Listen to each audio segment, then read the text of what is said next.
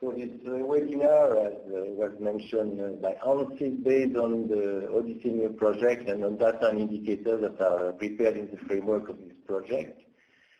The summary of this webinar is described on a policy brief of 4 pages that is available on the Odyssee-Mure website, and you have the link of the presentation. This Odyssee-Mure project is supported by the Horizon 2020 program of the European Commission and is coordinated by ADEME, the French Energy and Environment Agency. This project covers 31 countries. We have all 28 EU member states and Norway, and very recently Serbia and Switzerland. So for these 2 countries, we don't have yet data in the database. The main objective of the project is to evaluate and compare energy efficiency progress by sector and to understand the link between the energy efficiency improvement and the trend in the consumption. And it also looks at the energy efficiency policy measures that are behind the trends observed. The project relies on 2 databases, one that is Odyssey on energy efficiency indicators and data on consumption, and it is managed by Enerdata, and Mure, which is on the existing policy measures, and it is managed by Fraunhofer in Germany and Innova in Italy. This screen shows you the main screen of the data tools that you can find on the Odyssee-Mure. I'm not going to describe this, but we'll refer to that in the presentation. And it shows also the main report we have just published on the main trend in Europe in terms of policy and energy efficiency and consumption. Carine and myself, who are giving this webinar, are from Enerdata, which is a company that is based in Grenoble with an office in Singapore, and it is specialized in global energy market and greenhouse gas issues and on energy efficiency and demand. And we rely a lot on several databases that cover the world, or in the case of Odyssey, it's restricted to Europe. And we have a wide range of forecasting models covering supply and demand.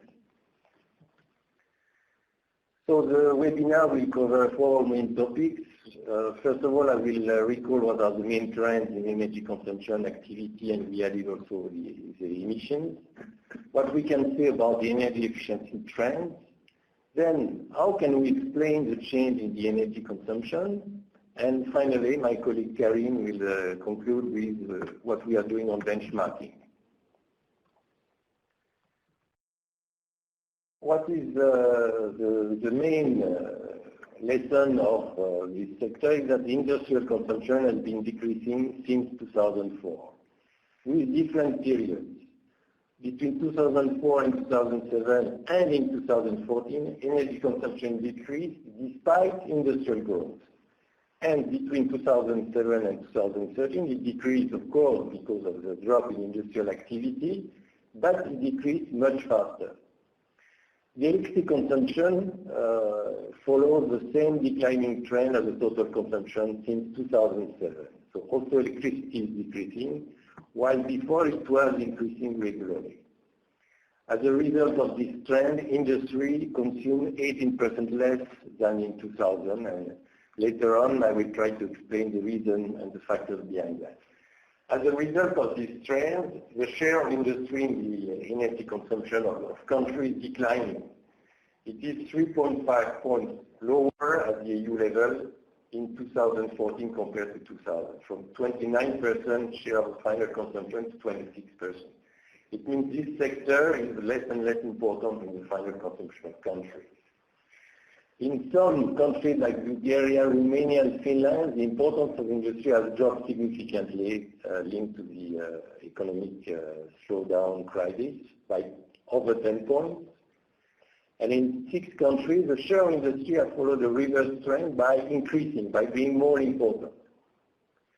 And in conclusion about the weight of industry, there are large discrepancies among countries as to the importance of industry. It is very high in Finland, around 40%, low in Denmark and Greece and UK. The decrease on energy consumption concerns most industrial branches, but with different magnitudes. There was a strong reduction from non-metallic minerals in glass and in steel by 28% and by 24% between 2000 and 2014. As a result of this, steel is no longer the most important branch. It is at the same level as chemical now. They represent 19% of the consumption. And they are followed by paper and non-metallic minerals with 12% each. What is interesting, however, is that 2/3 of the consumption remain concentrated always in the 5 same energy-intensive branch: chemical, steel, non-metallic mineral, paper, and non-ferrous. This is the same as in 2000 and 2014. Another interesting trend is that there is an increasing share of energy that do not emit carbon at the level of the consumer: electricity, biomass, and heat.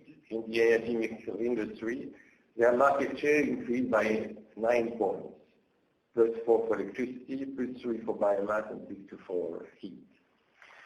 As a result, electricity now is close to natural gas in terms of market share, around 32%, with a market share even higher in the 3 largest EU countries, France, Italy, and UK.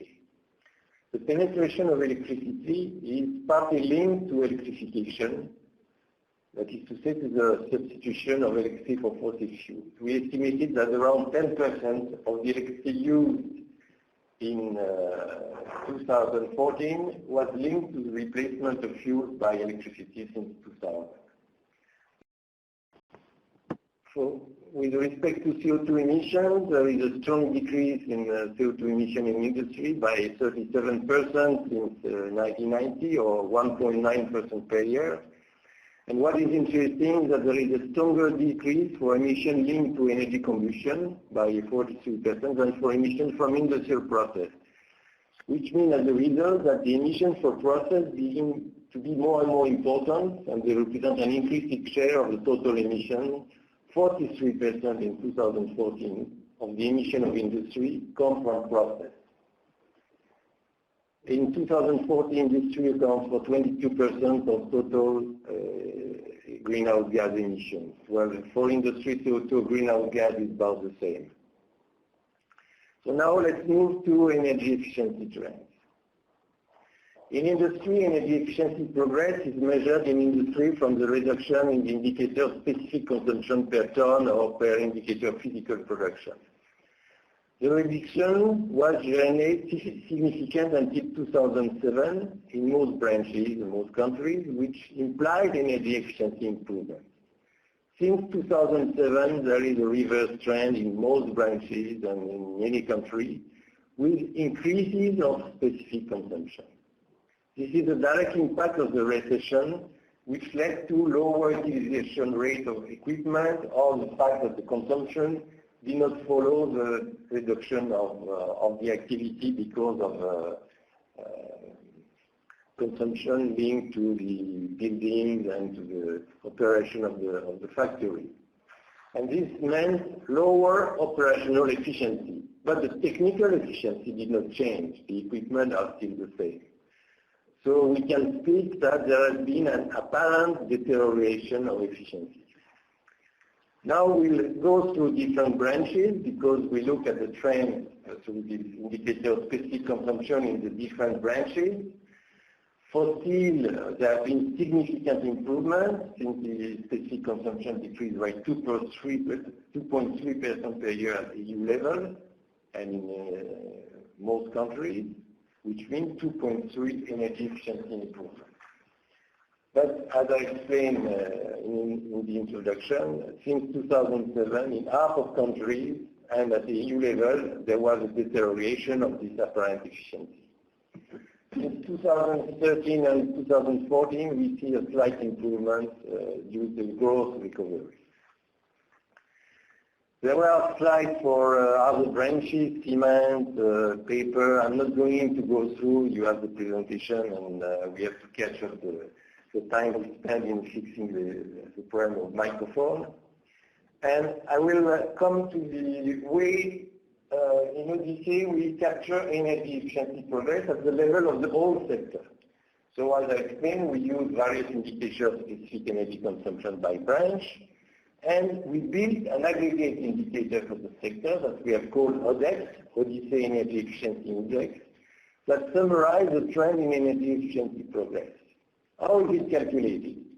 It is simply calculated by weighting the indices of specific consumption of each branch with their share in the industrial energy consumption.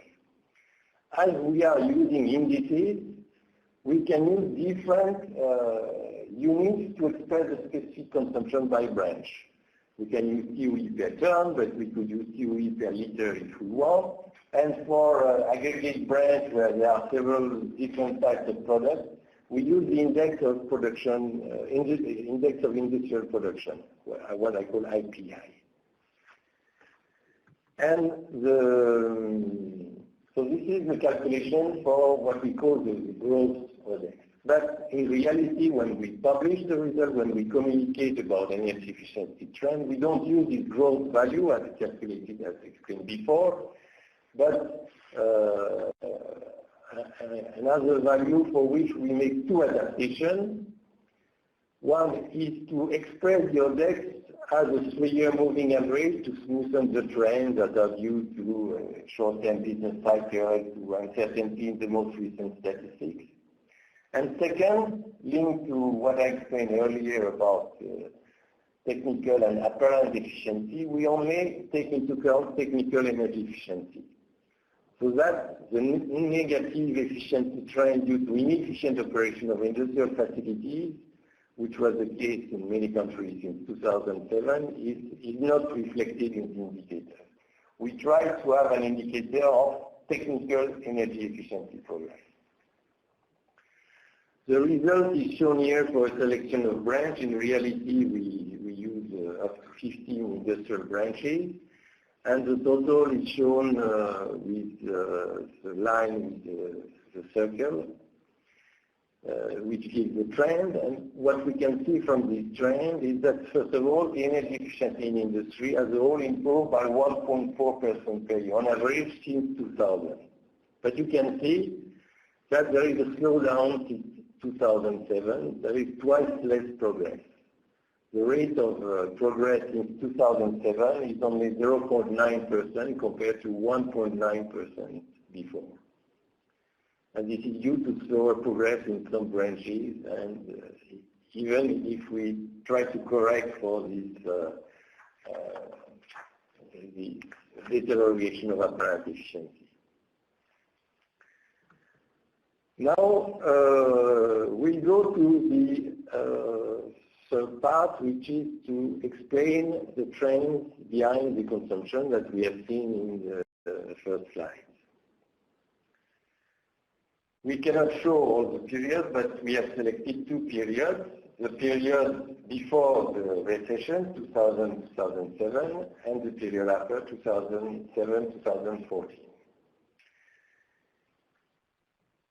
The left box bar shows what has been the variation of the consumption. So between 2000 and 2007, we can see that consumption slightly decreased, was almost stable.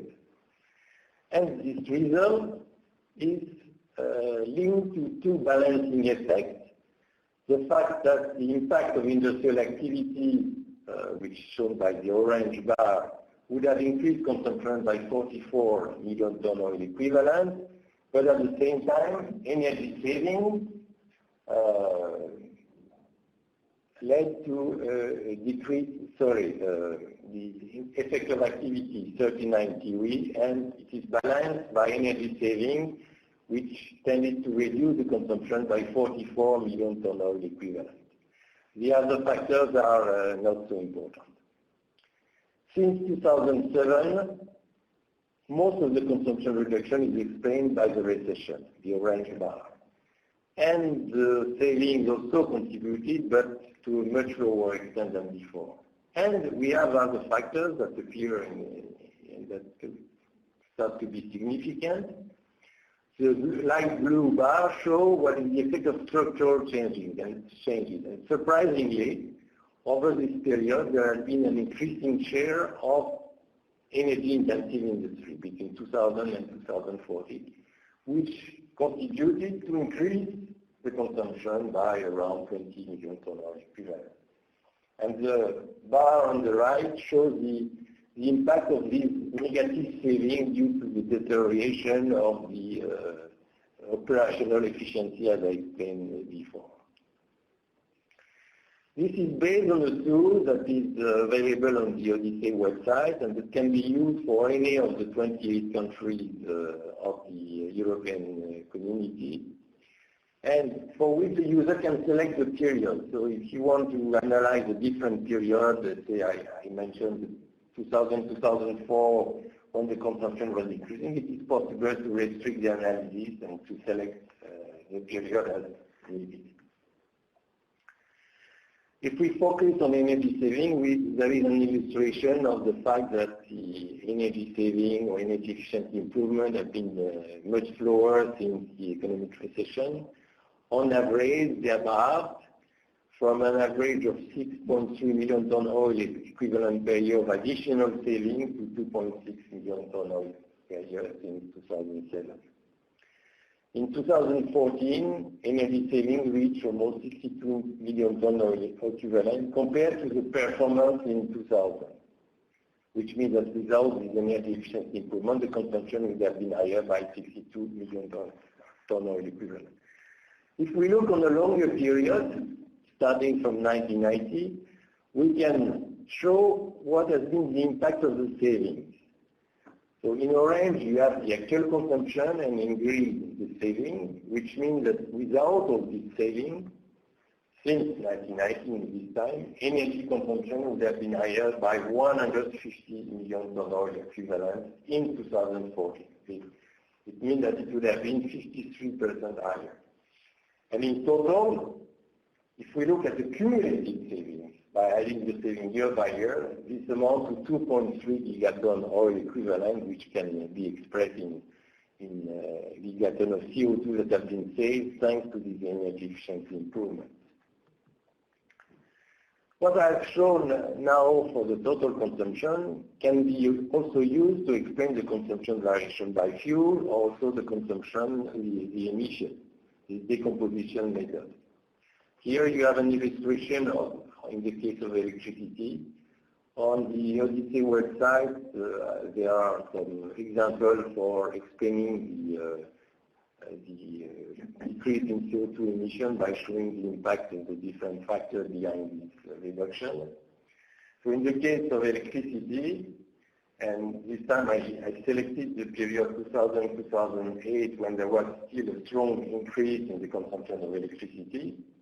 How can we explain this consumption increase? The increase by 58 terawatt-hour from 2000 to 2008 is explained by two main factors that contributed to the increase. Industrial growth, which would have explained, all things being equal, an increase of 110 terawatt-hour, and the substitution of electricity to fossil fuels, the electrification of industry, that would have increased consumption by 80 terawatt-hour. And this mainly took place in three branches: machinery, food, and steel. These effects of increasing the consumption were balanced by energy efficiency improvement that explain a decrease of the consumption, all things being equal, by almost 100 terawatt-hour. So this approach can be applied for gas, for oil, for any, and this is something that we have developed in the Odyssee-Mure project, and invite you to visit the decomposition facility that is available on the website with explanation of the methodology that is used. So now we'll shift to the last part of the presentation on the benchmarking, and I give the floor to my colleague Carine. Thank you. Through this session, I will give you a special focus to three energy-intensive branches, which are steel, cement, and paper, as the branches represent around 14% of the energy consumption of the industry and have a large impact on the energy efficiency trend in industry. So for these three branches, energy efficiency is captured by an indicator of specific consumption by ton. So I will illustrate by 3 examples. In this case, it concerns the steel industry. So through this graph, you can see the specific consumption per ton of crude steel. And this consumption is put in relation with the percentage of electric steel, because it's important to take into account the process which have an impact on the unit consumption. And through the vertical distance from the world benchmark, which is the blue line, shows a possible improvement with the present process mix. And we can see how countries are positioned, how one country is positioned compared to another country. And how to consider this graph, we can say that benchmarking of countries should be done at similar process mix. For instance, for countries in a range of 30% of electric steel, Belgium represents the benchmark country. So it's important to have this in mind. The second example shows the energy performance of cement production in relation to the share of clinker produced in the country. And differences between countries in the average energy consumption per ton of cement not only reflect different level of energy efficiency, but also differences in the ratio clinker to cement production. This can be seen in the graph, in the horizontal graph. And the higher the ratio clinker on the cement, the more energy is required to produce 1 ton of cement. So cross-country comparison should take into account this ratio, clinker and cement, as is shown in this figure, and the distance to the blue line, which again is a world-based practice, indicates the potential of energy efficiency improvement. So to conclude, for countries with a similar share of clinker, the country with the lowest value represents the benchmark. For instance, Italy and Germany, for countries in the range of 70 and 80% of clinker on their cement. The third case concerns the paper industry. So this is the same way to present. You have the specific consumption per ton of paper, and here we put that in relation with the ratio pulp under paper production. So it's important to look at how paper is produced in the country. And clearly you can see different groups of countries, the country which imports pulp and the country which exports pulp. And clearly we can say that in country exporting a large production of pulp, so this is for instance Finland, Norway and Sweden for instance, we can say that Norway has the best performance because it is in a better place than the other, and it is partially linked to the higher production of mechanical pulp. So this is 3 examples to illustrate energy efficiency in energy intensive branches. Now, regarding benchmarking in industry, so Bruno mentioned just before, we have developed in Odyssee different tools which are online on, in our website. And one of them is the benchmarking tool. And through this tool, we propose the user to adjust by themselves the energy intensity in industry.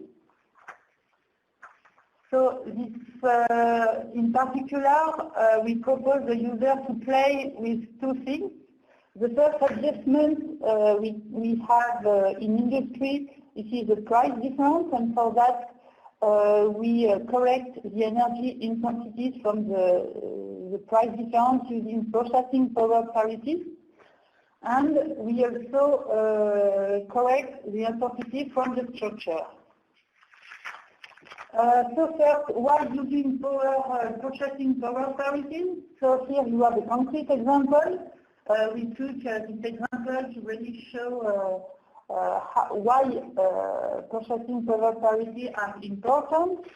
And for taking the example of the production of car in France and Romania, the energy used per unit of value added will be twice higher in Romania, mainly to the difference in the cost of living.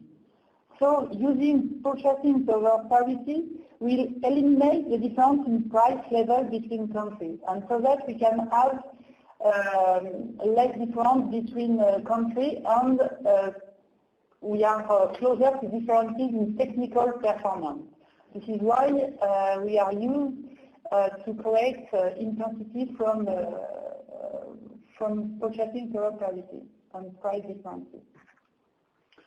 The second adjustment we have, this is to take into account the structure in the industry, because each country has a different structure, and the structure is measured by the share of its branches in total industry in terms of value added.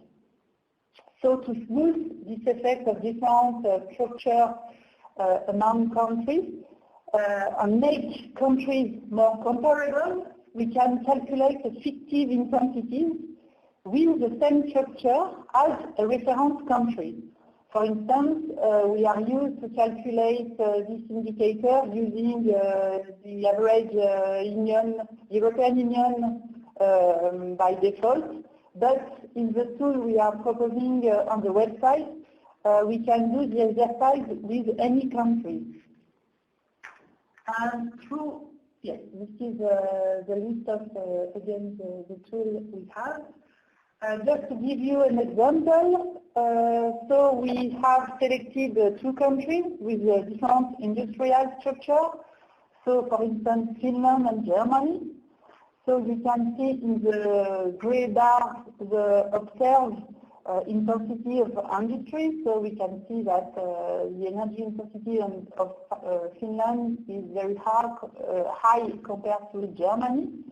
And if we correct that, this is the blue bar. If we adjust Germany to Finland, we can see a difference. So in this case, the intensity of Germany will be higher if we apply the same structure as Finland. And you can see in the second example, the reverse case, if we adjust Finland to Germany. So we can say that this kind of adjustment is important to compare countries and to really understand how countries are efficient and make countries more comparable in terms of energy efficiency, because to really capture energy efficiency, we have to clean the structural effects to have a real view of the energy efficiency. Last case, this is adjustment to the same structure. So this is the same way to adjust the country to the same structure. So this is adjusted to the EU average. And so this is for the manufacturing industry, but we can do it for the industry as a whole. By taking into account the construction and the mining sector. And through this graph we can see the first bar, which is the observed energy intensity of countries, and the second bar represents the energy intensities adjusted to the EU structure, so adjusted in terms of value added. And we can say as a result, for countries with a higher share of energy of intensive industries, the adjustment reduces the intensities. So this is why the second bar is lower than the blue bar. and so that makes intensities more comparable in terms of energy efficiency. So this is some concrete example we have developed within the project to better capture energy efficiency in industry. Thank you for your attention.